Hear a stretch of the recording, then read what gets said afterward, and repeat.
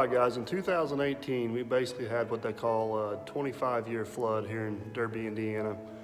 These numbers I'm going to use is basically the upper gauge of the Canton Locks and Dam, and the water level got to like 51, just shy of 52 feet. Major flooding's like 41, so we were up there pretty good ways. The last time the river got that high in this area was 1997, so this is before I was doing YouTube, so I don't have hardly any video of some of the crazy stuff we did that night and the next morning. But I did get some pictures, and we're coming up on the year anniversary. It'll be February 1st and second week of February. I do have some cool pictures, so I kind of put that together in a slideshow to show you guys and kind of explain what all went on. But this is a little bit of a different scenario. As you see here, our family personally has a river camp on the river. And we got two large cabins that we built on skids where we can move them in and out. And about once every 10 years we'll have to do this. The last time we did it was 2011.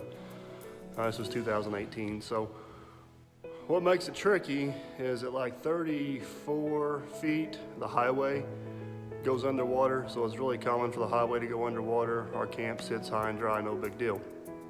At 41 feet, the second entrance in the camp goes underwater.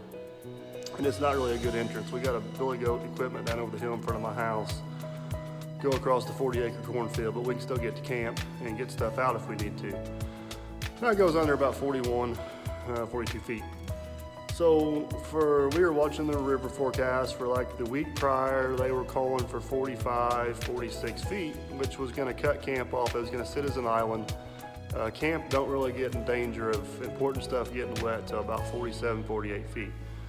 So we're thinking, all right, we'll just sit tight, let everything sit, no big deal. We've done it before, we waited it out. You know, the National Weather Service is usually pretty accurate on their river forecast within 6 inches or so. Wasn't really too worried about it. Well, the river was already at 41 or 42 feet, so our second entrance was cut off.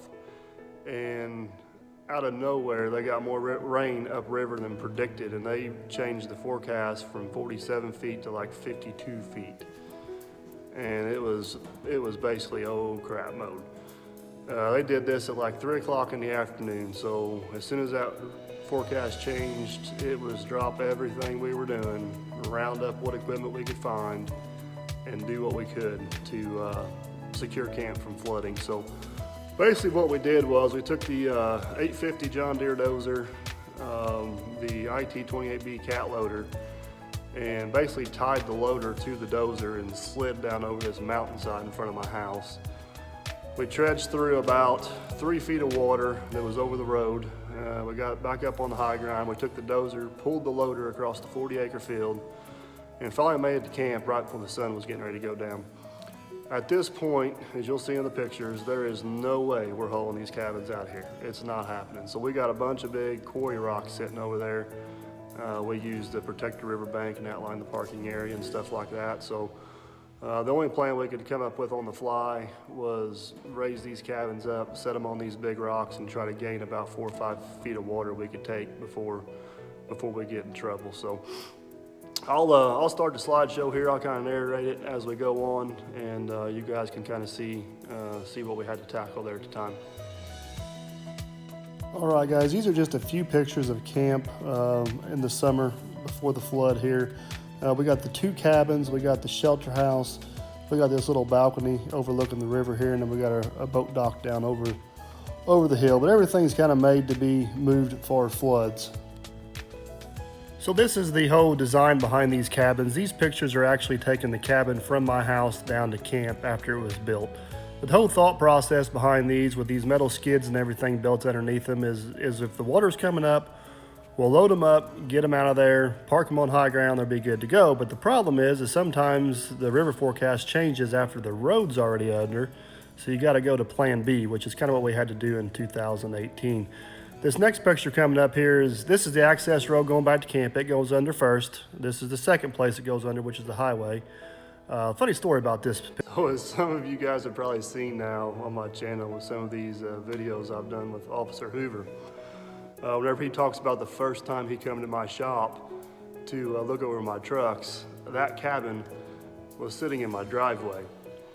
And this thing got out of hand. It wasn't supposed to have an upstairs loft in it. It wasn't supposed to be that big, but it just kept growing and got out of hand. And next thing you know, I've got this 2-bedroom, 700 square foot cabin sitting in my driveway. I've got to get to camp. So Hoover's in here looking over all my stuff in the shop, and he walks outside and he goes, well, what are you gonna do with that thing? I said, oh, we're just gonna tie a dozer to it and pull it over the hill. It's going to camp. He didn't say a whole lot. He's like, all right, sounds good. Well, about 3 weeks later, somebody posted a picture on Facebook of this thing going down the highway into our camp. He texted me back. He's like, I thought it was going over the hill. And I'm like, dude, that picture is airbrushed. I mean, you can Photoshop anything nowadays. Hoover still gives me a hard time about that from time to time, but this is the hill in front of my house. You can see my house up there on top of the hill, and the road now comes down this way. But last year when we did this, the road actually comes straight down the hill right there, and it was it's about 175 feet of elevation from where I'm standing to the house. So you can imagine taking a loader and a dozer over the hill. It was pretty much just a slide down, hope we make it back up. But once we get down, we gotta go along the woods over here to the grain bin, and then we can go out the road through there. Now it's right at 45 feet, and this is our last way to get to camp after we come down over the hill in front of my house. You can see camp way off there in the distance. It's still sitting high. It's good to about 48 feet. But what happens right here is the water on this side backs up the river from almost 2 miles down there. The water on this side backs up from camp over there. So whenever they meet right here, you can't hardly see it, but this water is almost 18 inches higher than this water. So once this water gets about 6 inches deep, there's so much current right here, it's like the rapids. You can kind of see it flowing right there. It's just almost quit. The water's actually on its way down. But so at 45 feet or 46 feet, we can't get through here no more. We are completely cut off to camp. So that's why we have to make a decision before the water gets too high, and it gets a little tricky sometimes. All right, so once we get down to the bottom of the hill over there, there's the driveway I was telling you about. We got this 40-acre field we got to cross. And as you can imagine, at that time of year, it was nothing but a muddy mess. But we got it, and you'll see what we did once we got here. All right, guys, once we finally make it to camp, this is our plan. It's the use what you got and hope it works plan, I guess. But we got these big rocks over there we use for bank protection and other things around camp to kind of keep everything organized. So our plan, as you can see here, is we lift the cabins up with a loader and we take the dozer and shove them underneath there. And these cabins are heavy. They're about 45 to 50,000 pounds. So we had to use counterweights with the tractor on the back. Got a bucket full of dirt sitting on the back, slopping around in the mud. It was, you know, the water's coming up fast. It was a mess. And then, of course, it gets dark on us, so that don't make anything any easier. This last picture here, you can't hardly see, but we're pulling the loader across the field in the water. But we got it done, we got out of there. This is 2 days later. And you can see the river has taken over camp. These are the cabins sitting on top of the rocks we put up. You can see we missed this just by the skin of our teeth. If this river would have come up another foot, we would have been in trouble. The river actually came up about 6 inches more after these pictures were taken, but we made it. What you can't see in these pictures is how incredibly strong the river was, the current. I just had nightmares of the current eroding out from underneath these rocks, waking up one morning and seeing these cabins laying over in the water. But thank goodness everything held up. The water was underneath them for almost 4 days before it went back down. And once it went back down, camp survived pretty darn well for the most part. You'll see here coming up, we did have a little bit of damage to the shelter house, but nothing major. This is about 2 months later. We finally get around to lowering the cabins back down. This is the damage I was talking about. We had some eroding underneath the foundation on the shelter house. Wasn't nothing too major. It was more, we caught it in time and was able to do some rebar and concrete work and get everything back. Got us some flood markers up there. The 2018 flood was about 18 inches lower than the 1997 flood. Did have some eroding on the riverbank we fixed with some riprap there. And we redid the foundations on the cabins, and I'll explain that here in a minute. All right, guys, this is camp almost exactly a year later. As you can see, the river's up here a pretty good piece. It's usually close to 20-something feet lower than this, but It's not totally unusual for it to get high this year. It gets up 45 feet pretty regular, but anything over that, we start getting pretty antsy. So here's all the cabins set back down on the ground. See everything healed up pretty nice. We actually even had a wedding here back in July, but let me show you what we did back here. And this is just kind of a little bit of an insurance policy we put into place just in case we get into that situation again.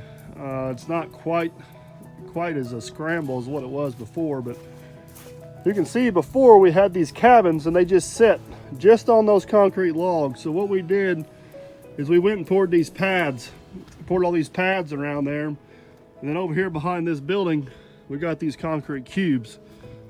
So the thought process is if we get in that same situation again, we can take those cubes and they'll be much easier to slide on those concrete pads. So we can raise the front up 2 feet, come back, raise the back up 2 feet, and then if we need to go higher, we can go up 4 feet. So that'll actually get the floor of that cabin close to 9 feet above what we got there. So those should be a lot easier to work with than the rocks. But by golly, the rocks did their trick. They saved us last year.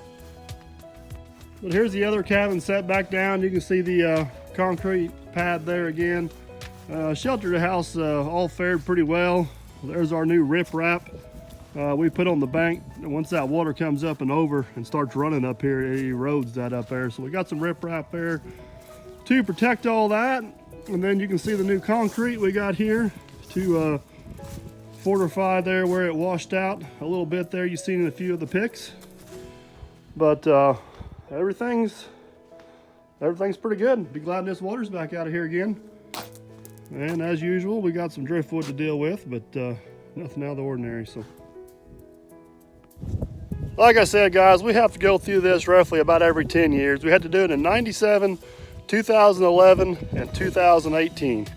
And I really hope it's another 10 years before we got to do it again. It's a pain in the butt, but it's sure worth it to have a river camp. Okay guys, I hope you enjoyed that video. If you did, if you could just take a few seconds to hit that thumbs up button, that'd be greatly appreciated. And if you want to make sure you don't miss out on the next great adventure or the next project on Dirt Perfect, hit that subscribe button.